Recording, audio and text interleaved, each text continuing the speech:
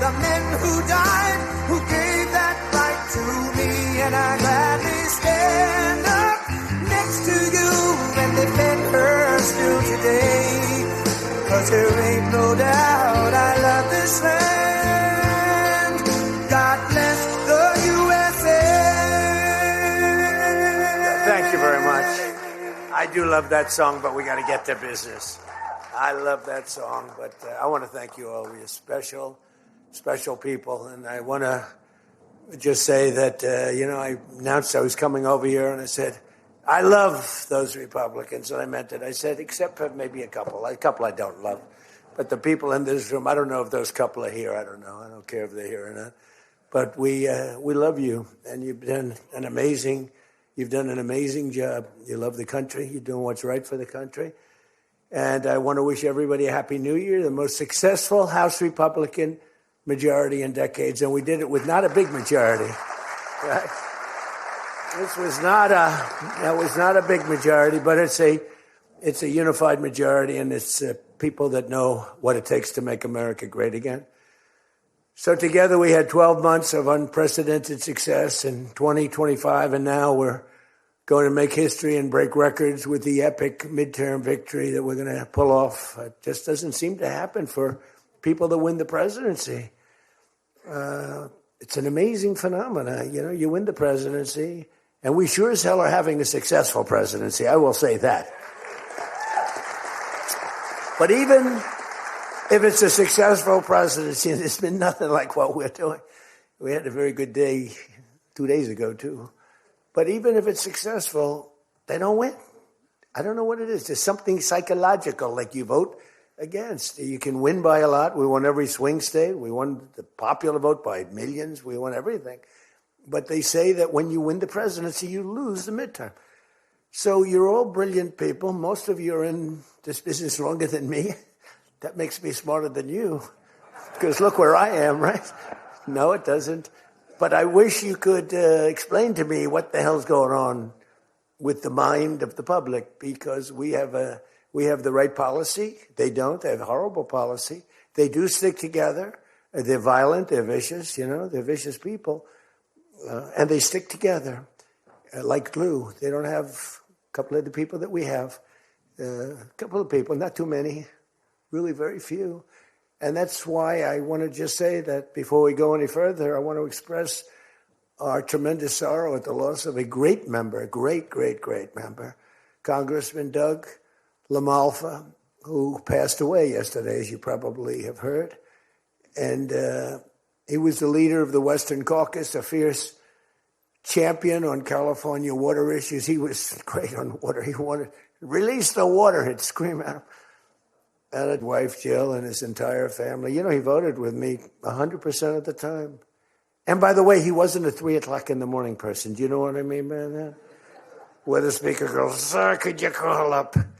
Could you call? I said, what time is it, speaker? Sir, it's 3 in the morning. Could you make a couple of calls? How many? 9. So I'd start calling 3 in the morning. I said, I shouldn't use any names. I'm just going to create problems. But hi, Jim, and I'm not talking about Jim Jordan. I never had a call 3 in the morning for him.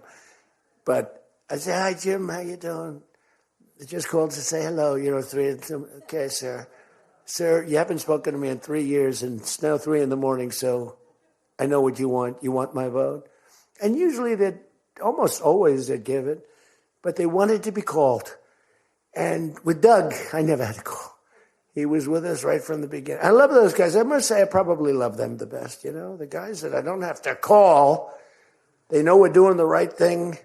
I have a couple that are going to be with us all the way, but they just want the call. They want love. They need love. They're more insecure than most of you. It's true. No, most of you are secure people. They're all laughing. No, most of you are secure people. I had a couple say, look, I could have Trump call me all the time. I just have to break his ass a little bit. And he'll be calling. But I appreciate those. We actually had a little party. We opened up a beautiful section of the White House in the Rose Garden, and we had a party for all of those people that I never speak to and vote for me. And, I spoke to Doug, but I didn't speak to him never had a problem. And I was really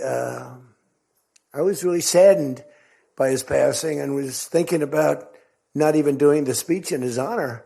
But then I decided that I have to do it in his honor. I'll do it in his honor because he would have wanted it that way. He would have wanted it that way.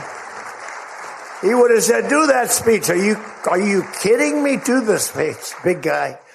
But he was a fantastic person. Man, that was a quick one. I don't know quite yet what happened, but boy, it's a tough one. He was just with us. He was our friend, all of us, every one of us. And I also want to send our best wishes to Congressman Jim Baird and his wife, who are recovering from a car accident. They're going to be okay, but they had a pretty bad accident. And we're praying that they get out of that hospital very quickly. He's going to be fine. She's going to be fine, but it was a bad accident.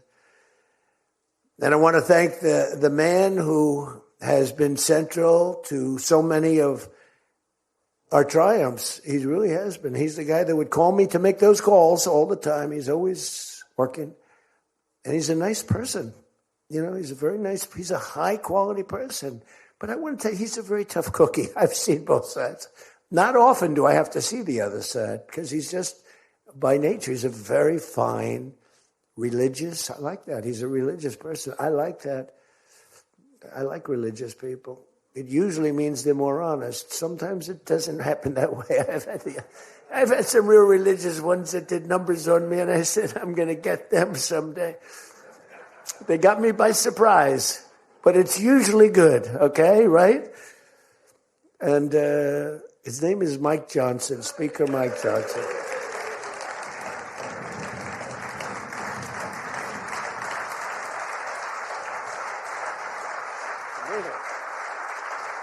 He has my complete and total endorsement. Stand up, Speaker. So, but it is true. A lot of times they'll say, I wish Mike was tougher. He's tough. He's tough as anybody in the room, actually. But can't be tough when you have a majority of 3. And now, sadly, a little bit less than that. A little bit less than that, maybe. But you can't be Trump. You can't, I want you. You make 10 enemies, 20 enemies. That's the end of that, right? Everybody loves him. I would say there's one person he's given up on. I think he just gave up on this guy. He's so bad. He never votes for us. But no matter how good, he won't vote for us. There's a sickness there. There's something wrong. You can have the greatest bill, the greatest for the country. Forget about for Republicans. Great, great, great for the country. I'm a no vote. We don't even bother calling him at 3 a.m, do we? Huh? But I want to thank another guy who's as tough as they come, because he went through something that none of us have gone through. I went through a little shot, but I get that throbbing feeling every once in a while. But what he went through was incredible. And that Steve Scalise, he got hit hard. Where's Steve? Steve.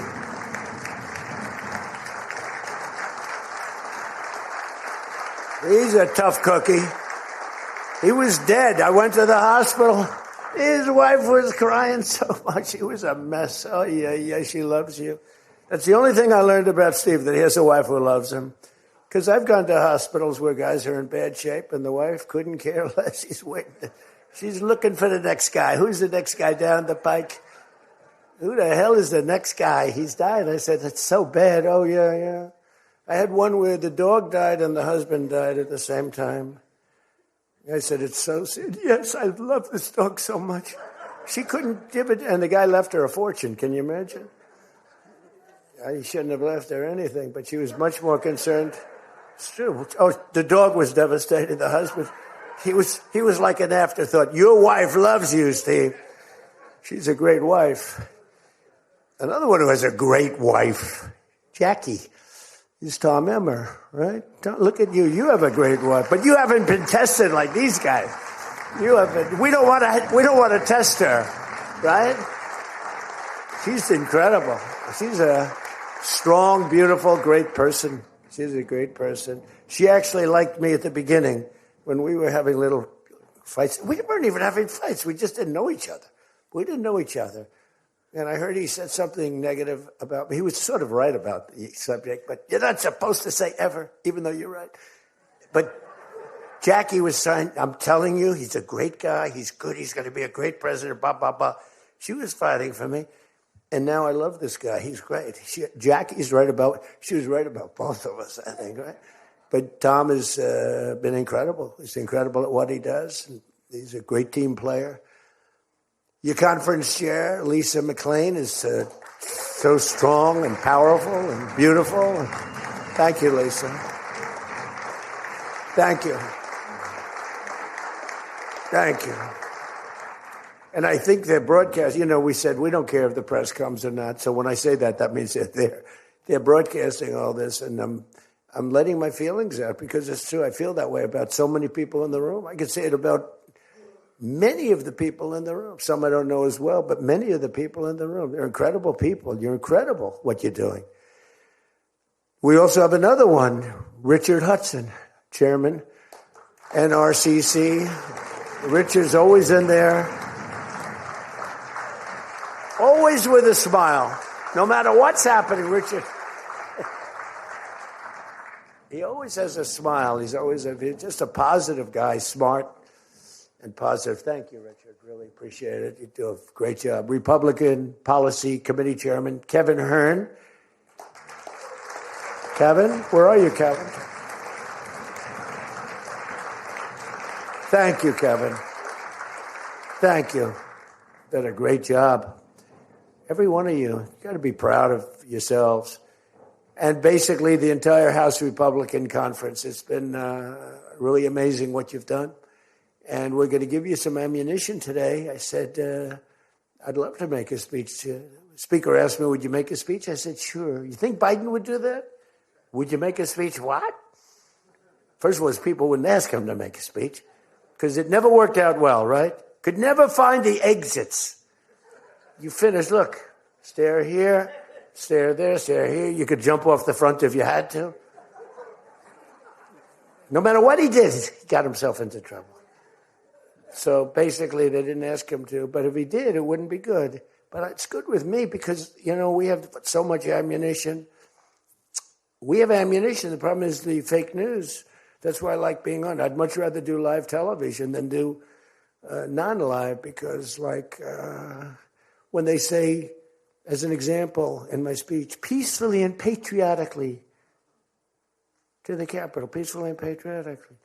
Do you know that the Unselect Committee didn't report it, that I said those words?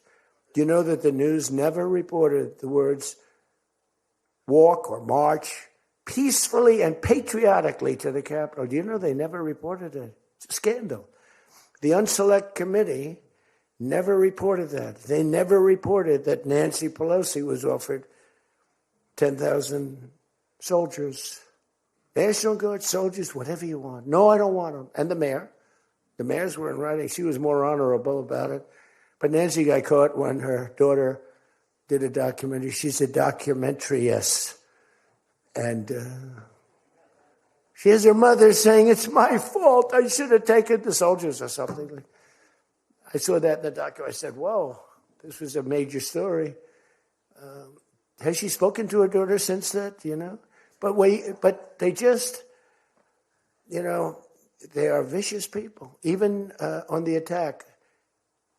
And it was an amazing military feat that took place yesterday. Think of it.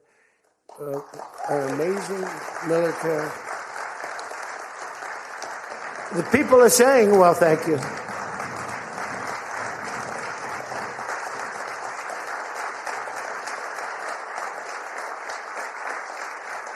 People are saying it goes down with one of the most incredible. It was so complex. 152 airplanes, many. Talk about boots on the ground. We had a lot of boots on the ground.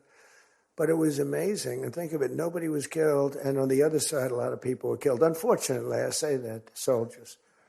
Cubans, mostly Cubans, but many killed. And they knew we were coming, and they were protected, and our guys weren't. Our guys are jumping out of helicopters, and you're not protected, and they were. But it was so brilliant. The electricity for almost the entire country was, boom, turned off. That's when they knew there was a problem. There was no electricity. Caracas said, there's no electricity. It's not the only people with lights were the people that had candles. It was just off. So we sort of got him a little by surprise. But it was brilliant tactically. It was an incredible thing. But I watched where Schumer, he's such a bad guy. I mean, I've known the guy for a long time. And he's such a bad guy. At some point they should say, you did a great job. Thank you. Congratulations. Wouldn't it be good? I would say that if they did a good job. Their philosophies are so different. But if they did a good job, I'd be happy for the country. They've been after this guy for years and years and years. And, he's a violent guy. He gets up there and he tries to imitate my dance a little bit. But he's a violent guy. And he's killed millions of people. He's tortured. They have a torture chamber in the middle of Caracas that they're closing up. But he's tortured people. And now what they do, the radical left, they actually have people, and it's hard to get them. They're all paid people. Most of these people are paid. They're paid when they have brand new, beautiful printed signs by like the highest quality printer. And you have a woman, free Maduro.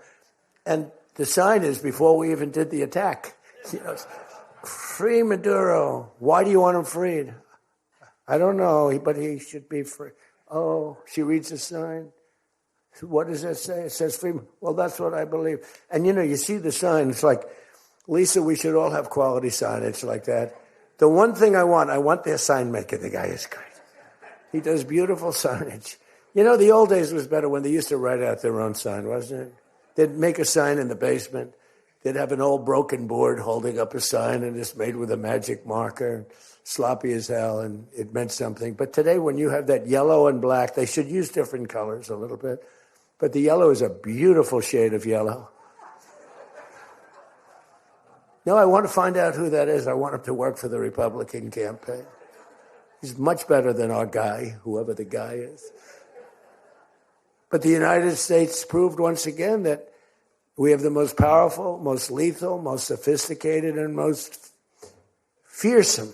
It's a fearsome military on planet Earth, and it's not even close. I've been saying it for a long time. Nobody can take us. Nobody. We don't want to have it. We don't have a discussion, but you read all and you see everything else. Nobody could have done that. Nobody has our weapons. Nobody has the quality of our weapons. The problem is we don't produce them fast enough. We're going to start producing them much faster. We're going to be very tough on the companies. We have the best weapons in the world, but it takes too long to get them, including allies. When allies want to buy them, they have to wait 4 years for a plane, 5 years for a helicopter. We're not letting that happen anymore. We're telling our defense contractors, you're going to start building faster. Guy makes... I have a big problem with it. I'm the king. I have sold more Boeings than any human being on earth. They gave me an award, Salesman of the Year. I said, what about Salesman of in the history of Boeing? I've sold more Boeing planes than any man in history by far, probably over 1,000. Over 1,000 planes. I said, that's the good news. But why should they wait 3-4 years to get a plane? They should build them, get them immediately. The F-35s, it takes too long to get them. The Apache helicopter. I mean, I had India coming to me, sir, I've been waiting 5 years. We're changing it. We're changing it. India ordered 68 Apaches, and Prime Minister Modi came to see me. Sir, may I see you, please? Yes. I have a very good relationship with him. He's not that happy with me because, they're paying a lot of tariffs now because they're not doing the oil, but they are. They've now reduced it very substantially, as you know, from Russia. We're getting rich because of tariffs, by the way. I hope everyone understands that. They hate to report. We're going to have over $650 billion poured into our country or coming in shortly because of tariffs. They're finding all of these pockets of money a couple of weeks ago. Sir, we're off by $39 billion. Oh, is that good or bad? Meaning, do we have it or are we short of it? Sir, it's $39 billion that we can't account for. That means we have an extra 39. Yes, sir. I said, well, what are you saying? We just don't know where it came from. I said, check the tariff shelf. Sir, that tariff doesn't start until September. He said, no. It started about a month and a half ago. Check it. Comes back 25 minutes later. Sir, you were right. It came from tariffs. This never happened to us before, where we fined plus 39 billion, not million, plus 39 billion. They were missing. We've taken in $650 billion or shortcoming, and that's because I'm being nice. If I want to be, and we have national security because of tariffs. And frankly, we have a big Supreme Court case. I hope they do what's good for our country. I hope they do the right thing. The president has to be able to wheel and deal with tariffs. Now, if you have the right president, it's good. You have the wrong president, if you have the wrong president, nothing's good. Tariffs are the least of your problems. We found that out for 4 years. We had the worst president, did the worst job. They had the worst policy. We have to even run against these people. Now, I won't say cancel the election. They should cancel the election because the fake news will say, he wants the elections canceled. He's a dictator. They always call me a dictator. Nobody's worse than Obama and the people that surrounded Biden. Not Biden. I don't think it was Biden. He didn't know what the hell was going on, okay? The election was rigged. He had no idea what happened. He still doesn't. The auto pen. And by the way, you ought to make a big deal out of the auto pen. The auto pen was your president. Because most of the things were signed by auto pen. And you're not allowed to do that. I signed very little. Now I just sign everything because it's just so crazy. But, like I had the other day, we elevated a general to 4 stars. I think you should sign that. That's a big deal. A general did a great job, was elevated to 4 stars. And I had the general in, and I signed it in front of him, held it up. You got to sign that. You can't give it to an auto pen. And you can always tell an auto pen. One thing, it has 2 little tiny dots. You know that? 2 little dots. You know what that's from? 2 pins. They go bing, bing. They're wonderful things. But you got to sign it. And the law is you have to sign it. If somebody's, telling the auto pen person, he has to be authorized by the president of the United States. Well, he wasn't. The guy barely knew the president. How many times did you speak to the president, right? He said 2. And they just spoke about the weather. It was like this. But he was never authorized to sign. And I think 95% of the things were signed by AutoPen. You can tell because the AutoPen is a nice, clean signature, and his signature is a mess. The only thing he signed was, which is nice, was Hunter's pardon. That's the only thing that we can find that he signed. Most of it he didn't sign. So somebody's sending papers to sign. And he wasn't the president. First of all, the election was rigged. You ought to have voter ID. You ought to insist on it. You ought to insist on it. Can you imagine? In California, they not only don't have voter ID, but if an official at the voting booths, which they don't have, by the way, because it's all mail, if an official, a voting official, even asks somebody for voter ID, sir, would like to see your identification. Do you come from our country? They put him in jail for tampering with the election. Okay? We got to straighten this out before it gets too crazy. California is more corrupt than any place. California is more corrupt than Minnesota. And I won Minnesota. Well, Tom's going, I think so. Well, it's close. It can't be proportionately, probably nothing's more corrupt, right? Yeah, right. He says you got to win. I'll tell you what, I did great there 3 times. I was surprised 3 times. Those elections are corrupt. They got you 1 time, too. But I heard a long time ago, but they got you. But they got to straighten those out. But we have to have voter ID. And, when you confront a Democrat about voter ID, like in a debate or something, I said it a couple of times with Biden, and they're very embarrassed when they say, we want voter ID, voter identification. The only reason somebody doesn't want that is because they want to cheat. Our elections are crooked as hell. And you can not only win elections over that, and not only win future elections, but you'll win every debate because the public is really angry about it. And you ought to pass the SAFE Act, or whatever you're going to call it. Are we going to SAVE Act or the Save America Act? I think we're going to change the name a little bit. You're going to put that up for a vote? I think everybody in this room certainly should do it. And it's a bad vote for them because they're voting against things like voter ID and other things that are almost equal to voter ID. But when somebody says, no, we don't want voter ID, that means they're crooked. And the public understands it. You win elections with that. But I think it would be really important, Save America Act, if you would put that up for a vote. It's got my total endorsement. And all it is common sense things about the election. And they'll fight it like crazy because they cheat. That's the only way they can win. When you have policy so bad, when you have policy with men and women's sports, and they fight like hell for it. They still are. I saw the other day a person that you know very well, a congressman, was fighting like hell. And, I was out the other day with somebody, and I was with an ex-football player. The guy was massive. His leg was like this. And a young woman who plays flag football. And she's very good, supposedly, as an athlete. She's smaller than this guy's leg. Okay? And if they were playing football together, he wouldn't even have to run. He could just keep walking. They couldn't take him down. He can't even believe it. But there's so many. They had a race, a long-distance race. They had champion men, women, one of those marathon deals. The man finished 5 hours and 14 minutes and 36 seconds sooner. He beat the champion woman by 5 hours. It's so demeaning to women. It's so ridiculous, right? It's so ridiculous. The weightlifting, take a look at the weightlifting records. One record stood for 18 years, and it was broken by 112 pounds. They couldn't get 1/8 of an ounce, They'd put an eighth of an ounce on. Then she's going to break the record for her mom, who's sitting in the front with her father. I'm going to break it. And she's out there.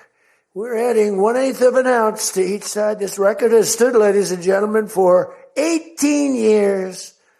But she's going to do it. She's looking to get into the Olympics, right? And she gets up, and they put a little tiny thing like this, little thing. And my wife, by the way, hates when I do this. She said, she's a very classy person, right? She said, it's so unpresidential. I said, but I did become president. She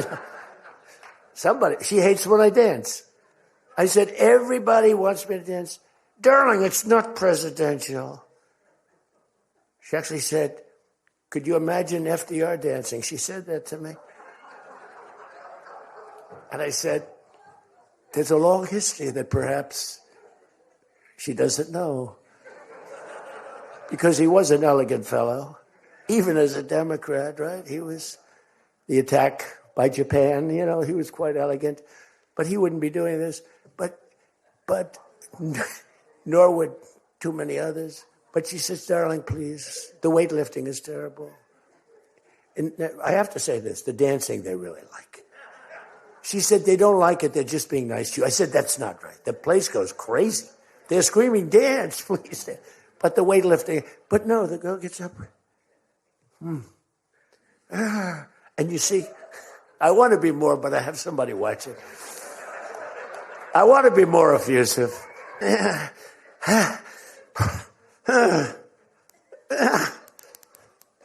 Drops the thing, walks off the stage crying. Her mother's crying, her father's crying. Guy gets up. He said, have you lifted before? A little bit. And he walks up. Bing. He could have gone ding, ding, ding, ding. I think it was 112 pounds, right? It's crazy.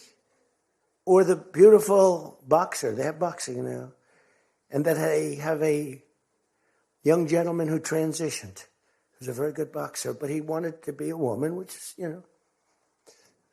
to each his own. Because I want to be very liberal when it comes to these subjects. I'm trying to get that vote. It's not an easy vote to get. It's very tough for me to get it.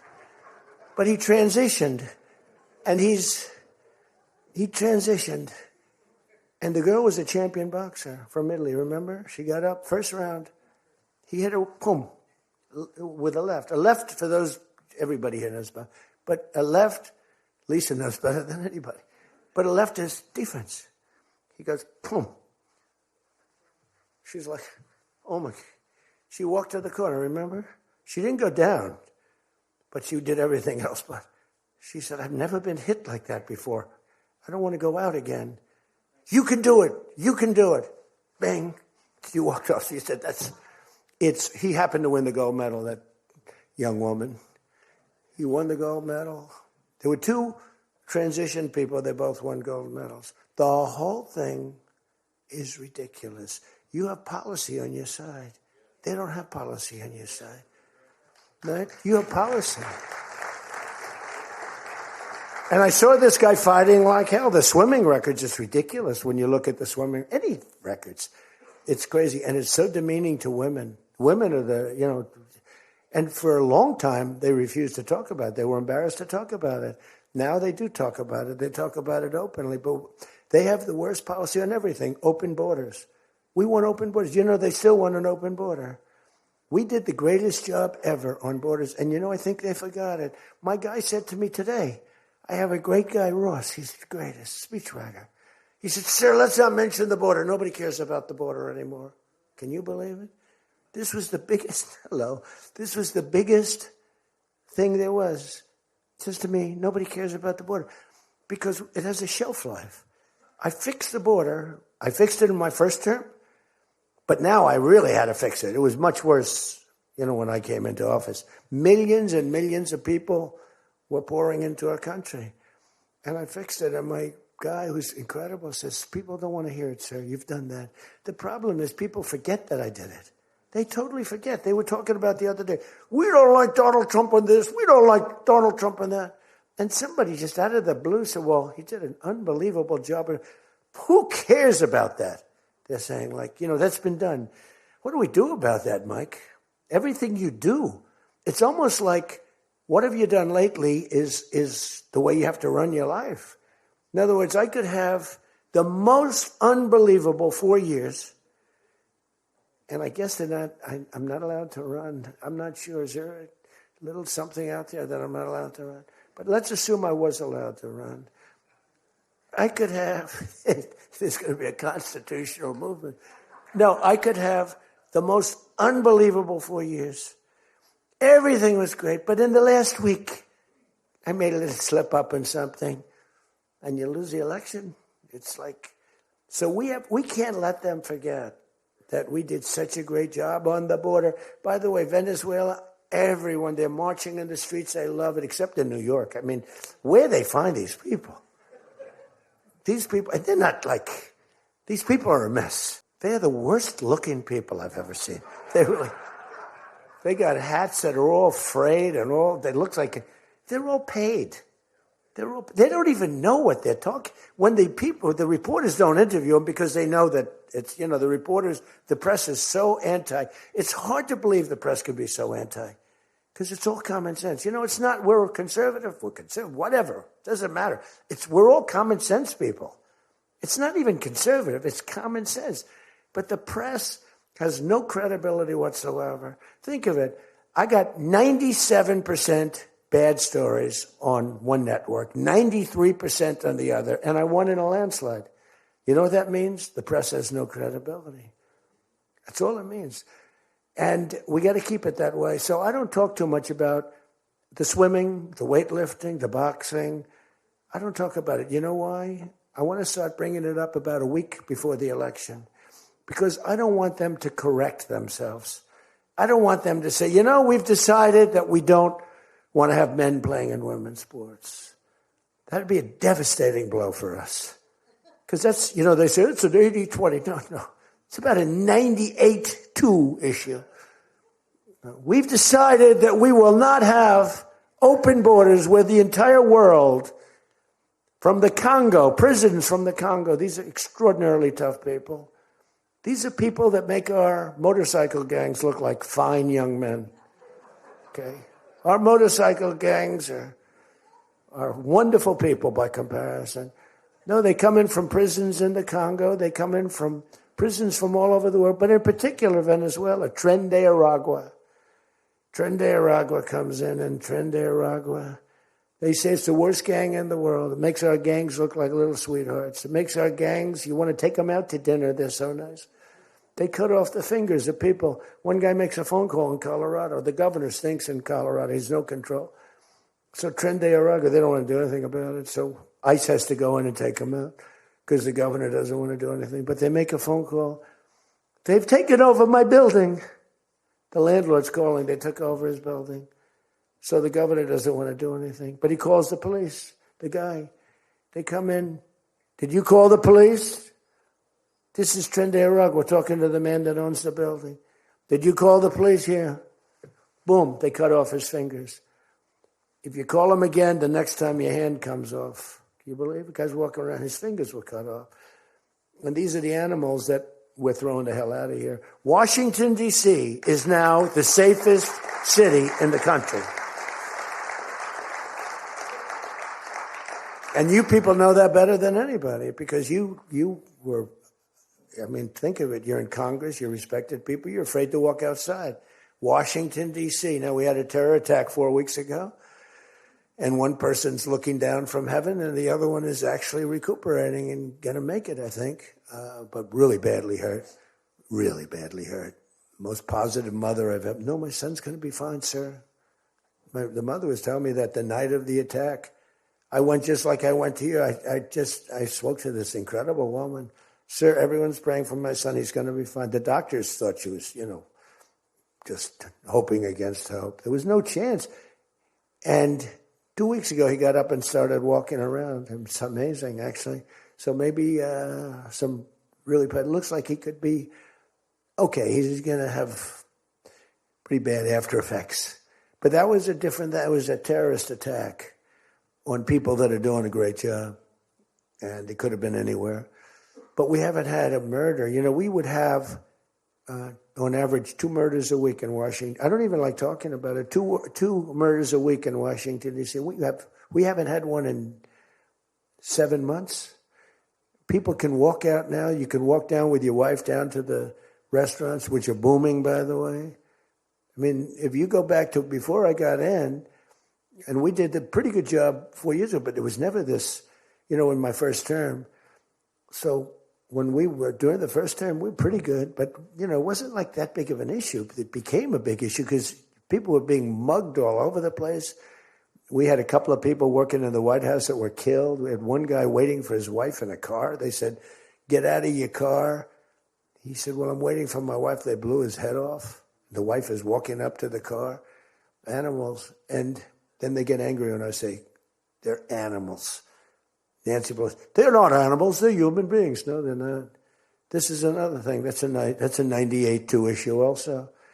No, they're animals, and we've taken them out. We've took out over 2,000 people, brought them back to their countries from where they came, or they're in prison now in Washington. Because it's not just like, you have to take the bad ones out. 2%, 3% of the population causes 90% of the crime. Think of it. 2% of the population in Washington, D.C. causes 90% of the crime. So when you get rid of the 2%, we took out over 2,000 people, got them out of the country or in prison.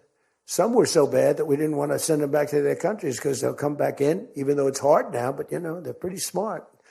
They're sick, but they're smart. But you're now living in one of the safest cities in the country. It's a great thing. You can walk to the restaurants. Restaurants are booming. New restaurants are open. They were all closing. You wouldn't have had a restaurant. And I don't know about you, but to me, those soldiers standing there look so good.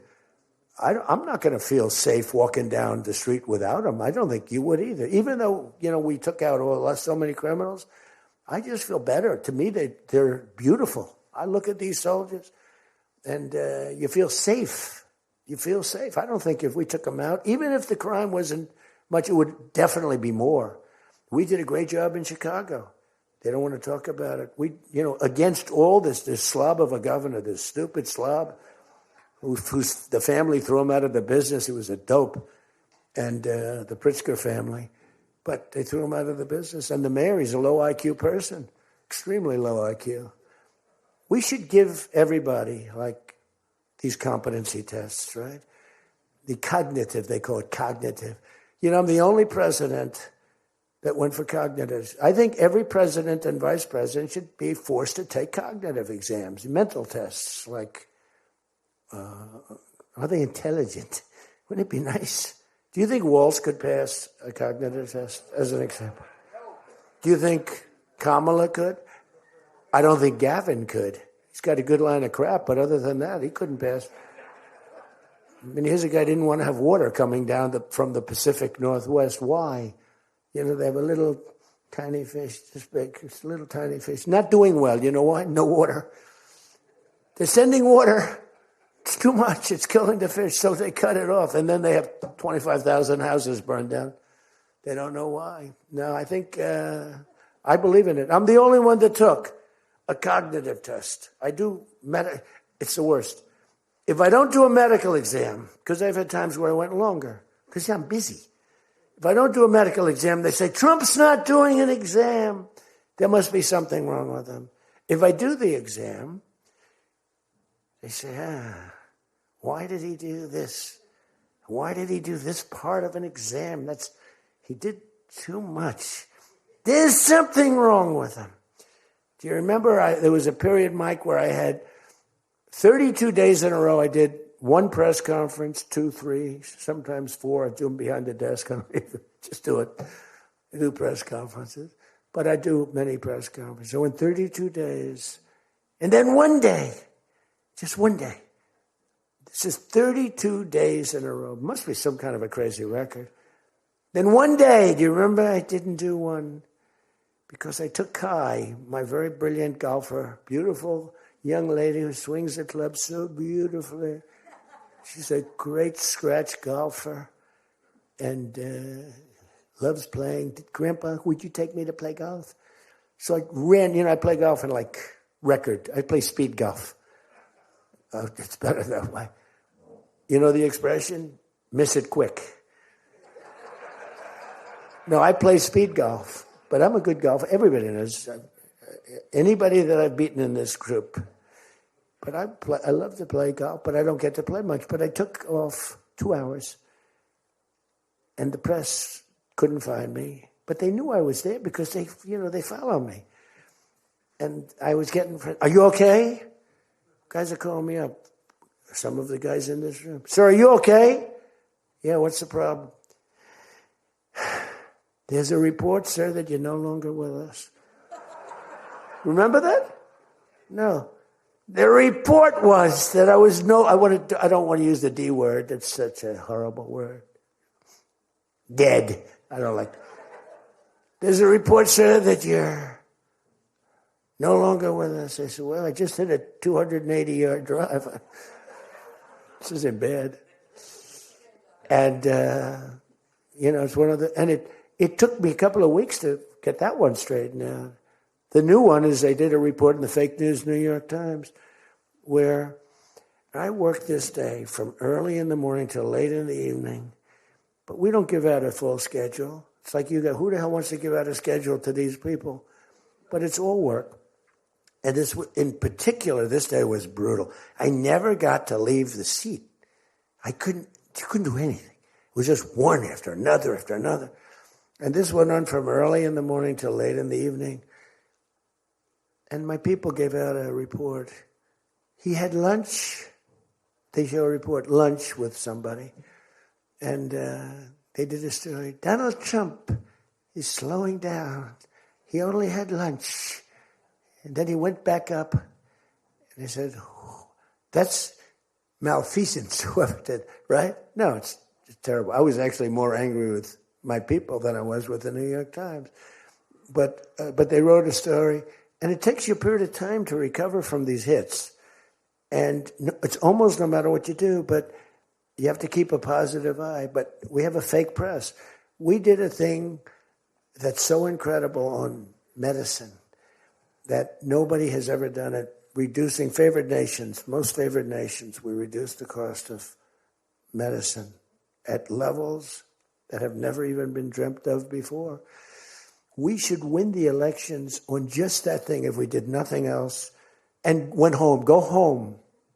We did favored nations where we're bringing down the price of a pill. As an example, in London, the pill sells for $10. In New York, it sells for $130. That's 13 times as much. most favored is I want to pay what the lowest nation in the world is paying. Everybody knew about it, but nobody had the guts or the stamina to do it or the respect from other nations, but I do. And then you also had to get the drug companies. The drug companies were not easy, but they were much easier compared to the other nations. So the other nations used to tell the drug companies, we're not going to pay more. It kept it for years the same price. Everything, we just kept going up, up, up. And finally I had the drug companies and I said, listen, fellas, you can't do this. Can't do it anymore. I'm not going to let it. We're going to do it. And you're not going to do it. And I did things to them that were brutal. But I really found out it was the nations that were so tough. So when France was told that the pill will go from $10 to $30, it's a big increase, right? But it's not really. And that ours would come down from $12 or $13 down to $30. So theirs would go from 10 to 20 or 30. And ours would go from $13 down to, meaning $130 down to 20 or 30. So it's a huge drop for us. Now, depending on the way you calculate it, it could be thousands of percent down. It could also be 90% and 80%. You know, there's two ways of calculating. I don't know if you know. They said Donald Trump exaggerated. Now, there are two ways of calculating it. But calculate it at 80, 90%. But the other way is more accurate, like 900%, because that's what it really is. But there are two ways, but use to be generous, 90%. There hasn't been a reduction in 28 years, except for the 1 year where I got it down 1/4%, and I had a news conference. I was so proud of myself. The drug prices, prescription drugs, are going to be down by thousands of points. Thousands. On that one item, you should win this election. The New York Times barely wrote about it. The other papers barely wrote about it. Nobody even knows that the drug prices. Now, people will say, you don't mind if I don't read this crazy teleprompter, do you? Because, do you mind? Because I have, it's called standard. But these things are so important because you guys got to get elected. Because if you don't get elected, we have a country that's going to go to hell. So we can't play games. Ladies and gentlemen, the sun will rise tomorrow, and when it rises, we don't need this bullshit. We need to talk about favored nations. And your numbers are coming down at levels that nobody's ever seen. We inherited high prices. We inherited a mess. We inherited the greatest inflation in history. And you know what was knocking it down? The bad economy that we inherited. We inherited bad. We now have the hottest economy in the history of our country. We have $18 trillion being invested in the United States. You have, every one of you have car plants, AI plants, plants of all different types. Because of tariffs. I hope we get the good ruling from the Supreme Court. I only hope we do, because it's given us tremendous national security. So let me just finish up, because I weave. I love to weave. If you ever weave and don't come back to the point, then that's a problem. Then you say, but when you weave and you go here and boom, boom, boom, always coming back, then you're in good shape. But what's happening is by doing what I did, we're getting numbers that are so low. But what did I do to the countries? I said, France, your health care for prescription drugs is going to go up triple. It's going from $10 a pill, just as an example. I called it the fat drug. You could say the fat drug, Ozempic. Ozempic is $80 in London, and it's $1,300 in New York. The fat drug. A friend of mine called me up. He said, what the hell is going on? A very rich guy, but I said, the fat drug doesn't work on you. Why are you even taking it? The drug has failed miserably, but he's a very loud, boisterous. He's not a bad guy, not a great guy. Smart as hell. But he's a very rich guy. This drug, he could have paid millions for it. It wouldn't have mattered. But he said, in London, I'm paying $80. In New York, I'm paying like Many times more than that. What the hell is that? That's because of what's happened. Because the nations held us back. So the drug companies, I had made a deal with them. You're going to do it? They said, whatever the nations agreed to. The nations were a bigger problem than the drug companies. So I said, you tell me they'll never agree, sir. I said, 100% they will. 100%. They said, sir, the smartest guy, Eli Lilly, Merck, Pfizer, all genius. They're all making numbers you wouldn't believe. The defense contractors are making more. That's why I'm going to say, you're making $45 million a year and you can't produce a frickin' helicopter for 7 years? We're going to talk to them about that. But I said to the France, I called up, as an example, France, just as an example, I like him, he's a nice guy. Emmanuel, you know Emmanuel Macron. I love the French accent. Emmanuel. They said, listen, you're going to have to raise your prices a little bit because we're paying 14 times more than you. That's a lot, right? We're paying numbers. In other words, we're making up for all of this deficit. No. I don't know. I will not be able to. Mr. President, please excuse me. Most of the people call me Mr. President, except for people that don't respect me. They call me that, which there are probably a lot of them too. But they said, no. Putin calls me Mr. President. She calls me Mr. President. Emmanuel goes, no. We will not do that. Yes, you will, Emmanuel, 100%. Because I was told they wouldn't do it. And this is, you can take Emmanuel and add up Hans.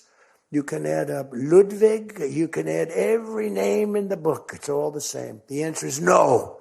We're not going to double our drug prices. Not for you or anybody else. I said, yes, you are, 100%. We are not going to do it. No, you don't understand. 100%. You're going to do it and you're going to like it. They go, I don't understand. I've told you 5 times, why do you keep saying you're going to do it? Because I'm always right about, Trump is right about everything, right? I said, the hat. Trump is right about it. I have been right about everything. Got to keep it going. Is there wood up here? Hold it. I always like to, just in case. Trump was right about everything. And I said, so you're going to do it, Emmanuel? No, I'm not. I said, okay, here's the story, Emmanuel. If on Monday you haven't agreed to every single thing that we want, I'm putting a 25% tariff on everything coming out of France, including your wines, your champagnes, and everything else. No, you cannot do that. I said, I can do that, and I will do that. Even for national security, I'll do that. But this is for medical security. And 100%. Now, let me explain. The tariff I'm imposing on you is 42 times more expensive than what I'm asking for you in return. So you can either have a 25% tariff added on to you, like I did with China on fentanyl. I put a 20% penalty tax on China, and it's drying up, because the tax is far more than they make with fentanyl. But with the other nations, I said, you're going to do it. And you know what he said? You can't do that to me. I said, yes, I can. Don't worry about it. It's not going to be that bad. You just have to explain it to your people, your 39 million people, that, by the way, don't vote by mail. They vote on paper ballots. They tried voting by mail, and there was fraud all over the country. We're the only country that votes by mail, essentially.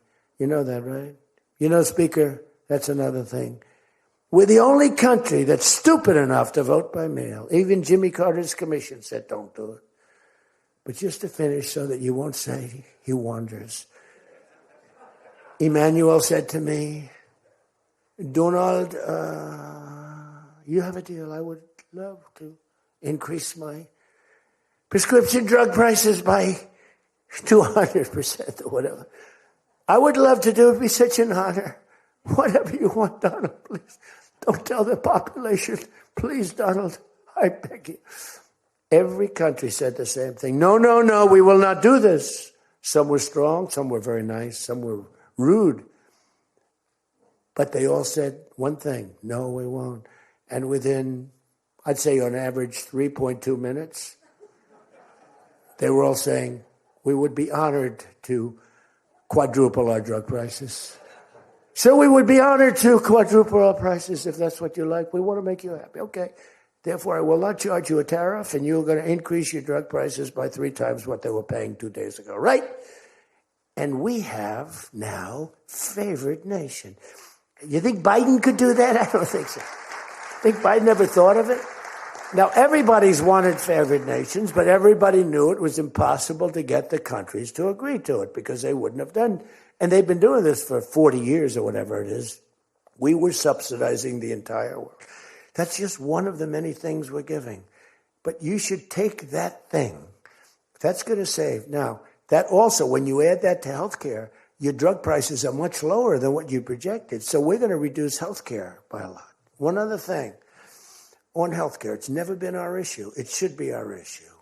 We had a very nasty vote from a couple of people. I guess Collins, I guess Lisa Murkowski, and I guess a man named John McCain. Remember? Thumbs down. You remember. He said, I'm all for 10 years he campaigned. I don't want to be nasty, but for 10 years he campaigned on Obamacare. We're going to destroy Obamacare. We're not going to do it. And then we're going to terminate it. And then, it was a little surprising. We could have had health care, good health care. Obamacare is bad. And the people understand it's bad. And the premiums are horrible. But one thing I've learned a lot about healthcare. I found healthcare sort of like not of tremendous interest, but it was very important. And I made it of tremendous interest. So I made a statement a couple of months ago because I saw the numbers. I said, boy, because, I like to see what's going on. That's one of the reasons. By the way, we set an all-time record again today. We have the highest stock market in the history of our country by far, every single month. That's another thing you should camp. They like to demean that. The Democrats, well, that doesn't mean anything. That's just, no. That means jobs, and it means 401ks, because a lot of people have 401ks. And they have, best lawyer in the room, the best, have 401ks, and they have 401ks like, I had a young policeman. I told this story twice, but it was the same thing. This was a recent case. I had a case years ago, because I had a great economy. We had the greatest economy in history during my first term. My first term was a tremendous success. But again, nobody wants to talk about that. We rebuilt our military. We did things that nobody could have done. We did a great job. This term is blowing it away. It's blowing every term. There's never been a president that had a year like this, especially a starting year. And we should win based on that too, all things. But the 401k, so there's a policeman, and he comes up, and he was guarding me along with lots of other people. Sir, I want to thank you. What? My wife thinks I am the worst investor in the world. And for the last year, she thinks now I'm Warren Buffett. She said, you're smarter than Warren Buffett. You're a better investor than Mr. Warren Buffett, sir. I said, how's your 401k? It's doubled. It's going up. It's going up. I said, just relax. But 401ks are through the roof. Those are us. Those are the people. We have the highest stock market in history. 47 days out of 11 months. We have just a piece of the last month left for the first year. 47 days out of 11 months, we hit a new record. Well, we hit one last night. We hit another one today, I understand. But we hit one last night, a new record, brand new record. All exchanges, not just, Dow. Dow was up, but all of them. We have another record, that's the 47th time in 11 months that we've hit an all-time high. And the future, because we have more money coming into our country than any country has ever had by far. The record was about $3 trillion many years ago by China. We've got $18 trillion pouring into our country. You know why? Because of tariffs. Because if they build a factory, they don't have to pay any tariff. But if they make it in another country and they send it in, they have a very big tariff to pay. So they can't pay that tariff. So what they do is they come in and they're building. By the way, this is what China did to us for many years. It's just reversing it. Other than we have we have a great product. We were losing our product now. Tell you what, if I had lost this election, if you had Kamala, it's the same thing, Joe and Kamala, I call them equals. If you had Kamala come in, I believe that our country would have been Venezuela on steroids. I used to say that during the campaign. If I don't win, we're going to have Venezuela. So we have 18 trillion coming in. I think we could hit 20 trillion by the time the year is up, right? It's less than 1 year, 18 trillion. The record is $3 trillion. $3 trillion is a lot of money. 18 trillion is not even thinkable. That's all investment. That's building factories. That's building plants. You know how many car factories we have? Half of you guys are having car factories. Where you are, Louisiana is doing great. Georgia, right next to you, is doing great. Hello. Nice guy. All nice people. Actually, in this room, I can't see it. Is there anybody I'm supposed to dislike in this room? I think that a couple of people maybe didn't show up. There's only one that I really dislike. I mean, the same person that Mike gave up on, because there's something wrong with him. He's a sick person. But there's only one, really. The others, you just have to understand them. You know, they have some problems too. But you just have to sort of go with them and understand them, feel sorry for them. Advise their family, are they okay? Because what we're doing is right. But $18 trillion, car plants being built. I was in Japan. Somebody admonished me. He shouldn't be traveling. I don't like to travel.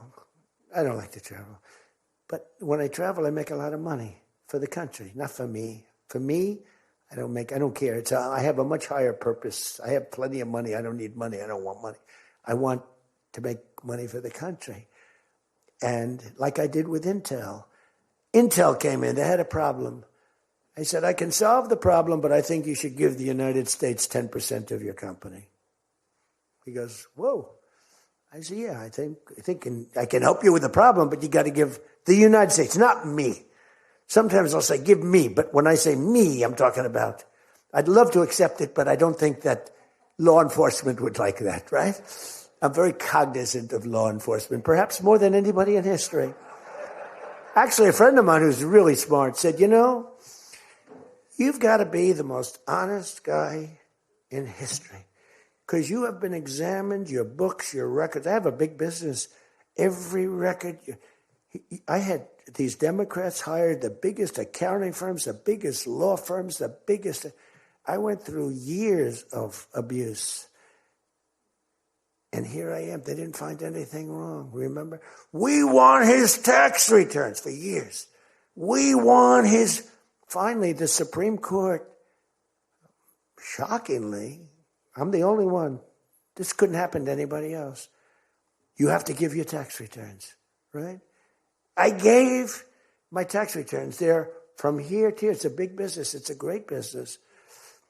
And I built a great business, like much bigger and better than anyone even understands. But I gave my tax returns. They go from here to the ceiling practically. They got them.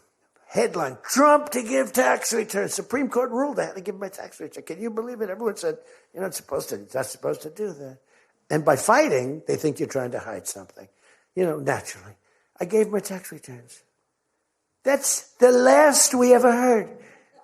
They hired the biggest accounting firm in the world, most powerful lawyers in the world. They spent millions and millions of dollars going over those returns. There hasn't been one story that I did anything wrong. So this friend of mine who's highly sophisticated, rich guy, smart guy, said there's nobody that I know that could have gone through an examination like that and not ended up in prison. Nobody ever had to suffer like I did. Nobody ever did that to anybody else.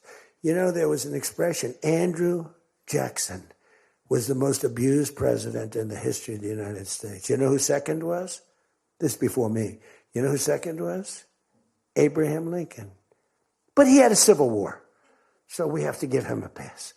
But Andrew Jackson was treated horribly. He was a great general and a good president. So bad that his wife died. I mean, his wife died. They were horrible. But I just saw a report came out the other day. I blow them away. He never got impeached twice. I got impeached twice or nothing. On a perfect phone call, remember? Perfect phone call. Tim Scott, who's a great guy, great, wonderful guy, South Carolina, straight guy, right? He is a good guy, good person. He's an honest person. He read a transcript. Thank goodness I had a transcript. Essentially, the call was taped because they tape calls. I didn't even know. So was that call taped? Yes, sir. I said, oh, well, bring it down. I don't even know. And we read the transcript. It was perfect. It was so good. I told Ukraine not to cheat. And if you see any cheating, report it to the Attorney General of the United States. That was my call. They said, he was trying to intimidate. All I said is, don't cheat. And we have a signed agreement that Ukraine can't cheat. You know that. It's the only country we have actually a signed. They violated the agreement many times, I would tell you. You'll find out. I was right about that too. But nobody's gotten cheated. But this guy said to me, for you to have escaped. But the one thing, and I'll just end it, because Jim Jordan back there, world champion wrestler, 128-1. Whatever happened to the one guy? The Russian. He lost to, how dare you lose to a Russian? Do you know the more impressive record for Jim? Because I'm a big sports person. I love sports. Jim went to high school. As in high school, he was considered like the top wrestler. But he was undefeated in high school. Now, what that means is that as a freshman, he was beating seniors. Is that true? Were you actually undefeated? Seriously, were you undefeated in high school? That means as a freshman, he had to beat seniors, Steve. Nobody could, because there's such a difference between a freshman and a senior. To me, that's more impressive than anything. But I'm also impressed with his fight. Now we have to close the deal, Jim. We got to close the deal. Close that deal. So, you know, I respect. I saw Jim, and the first time I met Jim, I looked at him, and I said, tough-looking guy. But I noticed the ears, they were a little rough. They were a little bit of a rough. Some people would say a little cauliflower on that ear. They said, Jim, have you wrestled before? Yes, I did. Where? Was it Ohio State? Something like, he was an All-American at Ohio State. I said, yeah, I could sort of tell. I look at the ears and I can sort of tell. But have you had plastic surgery on your ears, Jim? No? Because they look better now than they did the first time. They've healed over the years.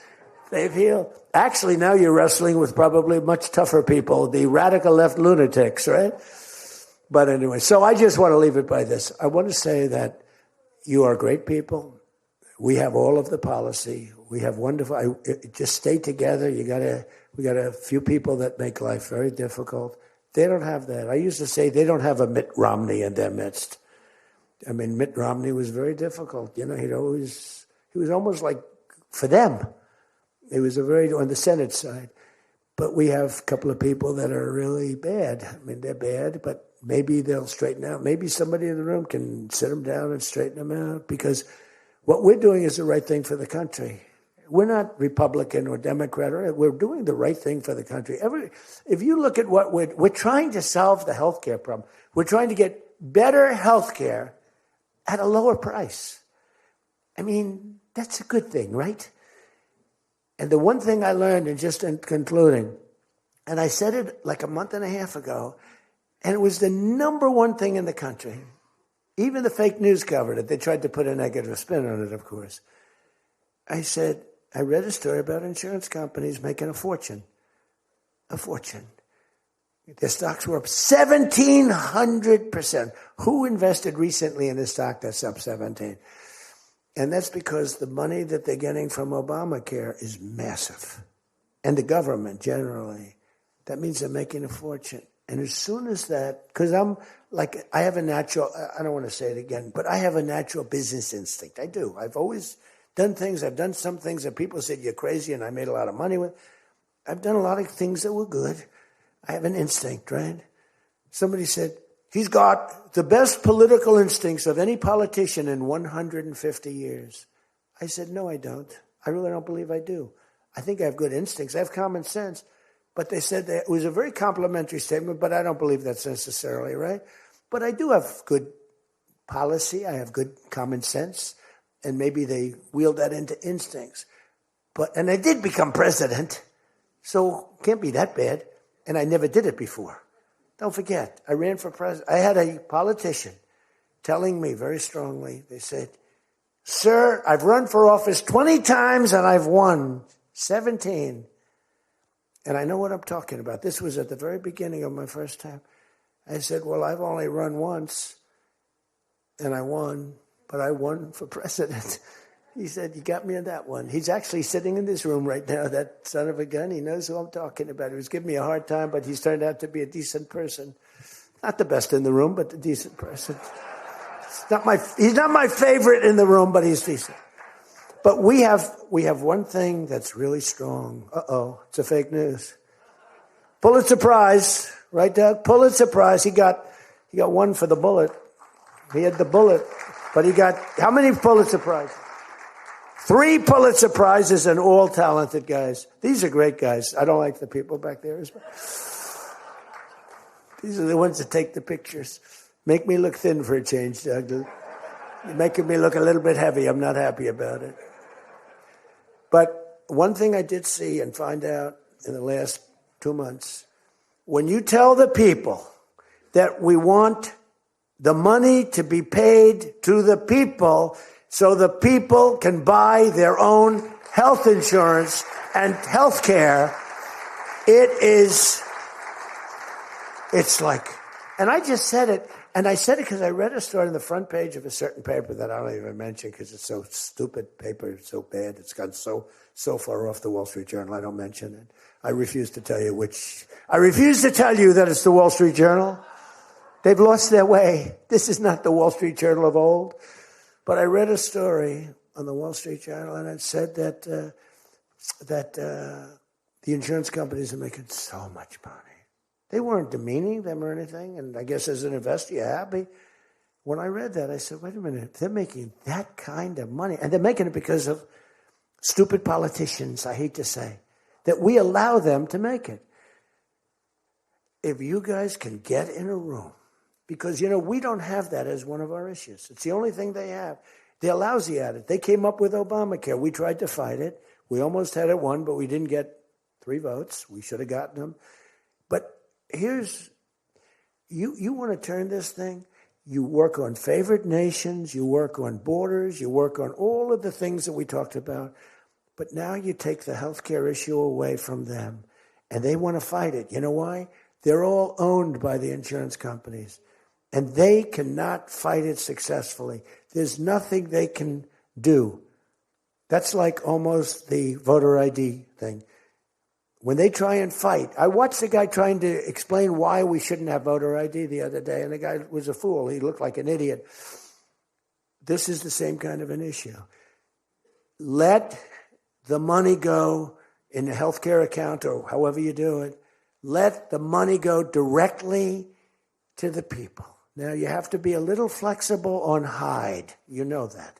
You got to be a little flexible. You got to work something. You got to use ingenuity. You got to work. We're all big fans of everything, but you got to be flexible. You have to have flexibility. I came out with a statement. Let the money go not to the big fat cats in the insurance companies that made 1,700% over the last short period of time. Let the money go directly to the people where they can buy their own health care. And I'm not sure that I've ever said anything that was more impactful. I say a lot of things and have a lot of good ideas. And this was an idea that, the whole world went crazy. The whole country went crazy. The world went crazy with envy. If you can somehow do that, Mr. Speaker, Tom, all of you, Steve, if you can do that, this is going to be your issue. And the other thing is fertilization. They're trying to hit us on fertilization. They were dead on fertilization when I got a call from a very wonderful young senator from Alabama saying they had just lost a case, and the case, I've never been met with such scorn. Friends of hers were just going crazy. And I said, explain the issue to me. And it was on IVF, the fertilization. A judge ruled against and said all fertilization places have to be closed down, like immediately. It would have been a disaster. And fortunately, I picked it up, and we owned the issue. But now I understand they're trying to make a case on fertilization. You can't let them do that. Very important issue. All of these issues are very important issues. But you can own healthcare. Figure it out. Let the money go directly to the people. It goes in a healthcare account. There are numerous things you can do, but you have to let no money for the insurance companies. I'm going to meet with the insurance companies. I said, I'm going to meet with them because I met with the prescription drug companies. And that's when I found out what was going on with the fact that we were paying 10 and 13 and 14 times more money than Europe and other places. I learned that at the meeting. Now I'm going to meet with them in a few days. I'm meeting with them all, 14 companies. I'm meeting with them all. I'm also meeting with oil companies. Let's go. You know what that's about. We've got a lot of oil to drill, which is going to bring down oil prices even further. But if you can come up with health care, remember this, where the money goes to the people, you have just owned, they can't fight it. They're owned by the insurance companies. You guys don't get money from the insurance companies. They do. They get a massive amount of money. It's their biggest donor. They're going to try and fight you, but they can't win the fight. If you explain it, the money goes directly to the people. That's going to be your issue. The other thing is energy. Your energy prices have come so far down since I'm president. And nobody wants to, I saw on television, energy prices are down 3%. No, they're not down 3%. They were $3.50 and $4. It's now $1.99 a gallon in many stations. And it's going down further. And that's like a massive tax cut. And that's the other thing, tax cuts. No tax on tips. No tax on Social Security. No tax on overtime. Now think of this. No tax on tips. No tax for seniors on Social Security. No tax on overtime. You're allowed to deduct if you buy a car and you take out a loan on the car. For the first time ever, middle-income people, all people could deduct, but they never got a deduction before like this. It's only for rich people. They got them. They have so many deductions. You're allowed to deduct the interest against your taxes. Nobody thought it was possible. It's going to be phenomenal for the car companies, but it's even more phenomenal for the people. It's like getting it's like paying half for the car. All of these things, you have so much ammunition. All you have to do is sell it. Taxes. But the one thing they know about the taxes, I call it the great big beautiful bill. I think it's even better. But the great big beautiful bill is just that. There are so many goodies in the bill, you have to get the word out. Because the people in the back of the room won't do it. That's why I love live television. Because they can't, sometimes they'll turn the camera off. But they're embarrassed when they do that. If we're going too strong and doing too well, if the lights go off, you're doing well. If the lights are on, you got yourself a problem, okay? I see that little red light. That light goes on. If that light, that's bad, isn't it? If that light goes off, you know that you're doing a good job because you're fighting the Democrats and you're fighting the fake news. And it's amazing that they can be so stupid. And they don't have credibility anymore, and you can beat them. I mean, it's the old thing that, never fight the news, but you have no choice because it's almost like they become radicalized. But you are fighting the news, but you can beat them. That's why I'm standing here. I mean, I had Kamala. I was beating Joe by 30 points, and then they changed him. That's like a fighter in the ring. He's losing, and they said, let's put somebody else in to take his place. Very unfair. They changed in the middle of the election. They said, he's going to lose, so let's give somebody else. And fortunately, she was just as bad as him. probably slightly. I don't know. Would you say it's bad or worse? Close, pretty close. But it took 6 weeks. It was a honeymoon period, 6 weeks. It took 6 weeks to find out that she didn't have what it takes. But you got to win the midterms. Because if we don't win the midterms, it's just going to be, they'll find a reason to impeach me. I'll get impeached. We don't impeach them. You know why? Because they're meaner than we are. We should have impeached Joe Biden for 100 different things. They are mean and smart. But fortunately for you, they have horrible policy. They can be smart as can be. But when they want open borders, when they want, as I said, men and women sports, when they want transgender for everyone, bring your kids in, we're going to change the sex of your child. Just send them our way. In some cases, like in Minnesota, they don't even tell the parents. Is that right? And nobody believes it when I say it. I think we have 6 states. Nobody, am I correct? Okay, Tom Emmer said yes, so. But it's true. Where the kid comes back, they keep the kid. They operate on the kid. They don't tell the parents. It's not believable. We have great, solid common sense policy. They have horrendous policy. What they do is they stick together. They never have a no vote. They impeached me. I never knew I was going to be impeached. I get a phone call. You just got impeached. I said, what does that mean? It took them 10 minutes. They impeached the president who did a damn good job. I rebuilt our military, Space Force. I got everything. I did a lot. They impeached me for nothing, twice, for nothing. Fortunately, you were on our side, and we were unanimous. And the second time, the few people in this little group, like Rice and this, they're all gone. Every one of them is gone, except one that we're going to sort of let ride with. Some guy that has a state that you might as well just let him ride. But think of it, everyone's gone. Everyone's gone. It makes me feel so good. I don't want to feel vicious, but I'm so happy that everyone. And they're seriously gone, too. They lost in landslides. This guy named Rice, he lost by 48 points. Right? Remember him? Oh, no, there he is. What a job you did, Mr. Fry. Congressman Fry. I looked around for somebody. It's true, this was a good choice. We've made some bad choices, too, because you have to do it. I said, who the hell can run against this guy, Rice? It was a Trump plus 40 district. They had riots around his house that night. You know, he voted, I vote to impeach. And that night they had riots. So they said, who the hell? Just give me somebody. A warm body. And then, no, it has to be a living, breathing person. And then if I could get a genius, it would be good. And we got a guy who is so good.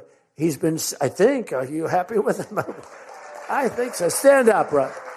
He's great. I said, where does he come from? He's like a senator, state senator or something. I said, all right. I spoke to him one time. I said, you're accepted. But little did I realize how good he was. You did a great job. You've done a great job, and the people love him. So he has done a great job.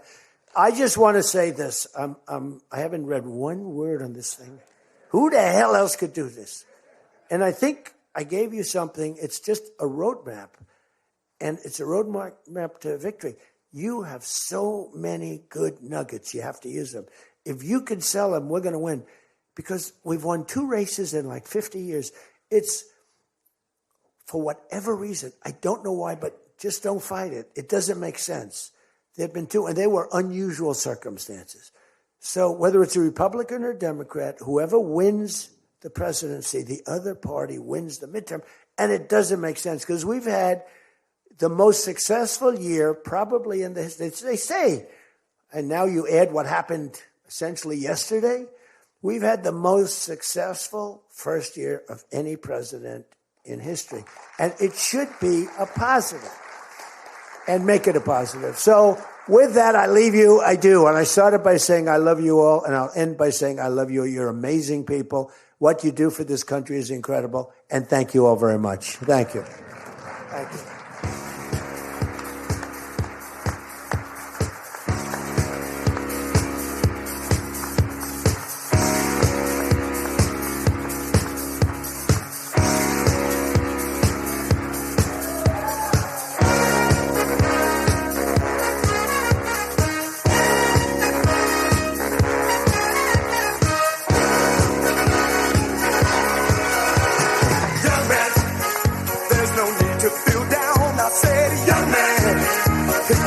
off the ground. I said, young man, cause you're in a new town. There's no need to be unhappy, young man. There's a place you can go.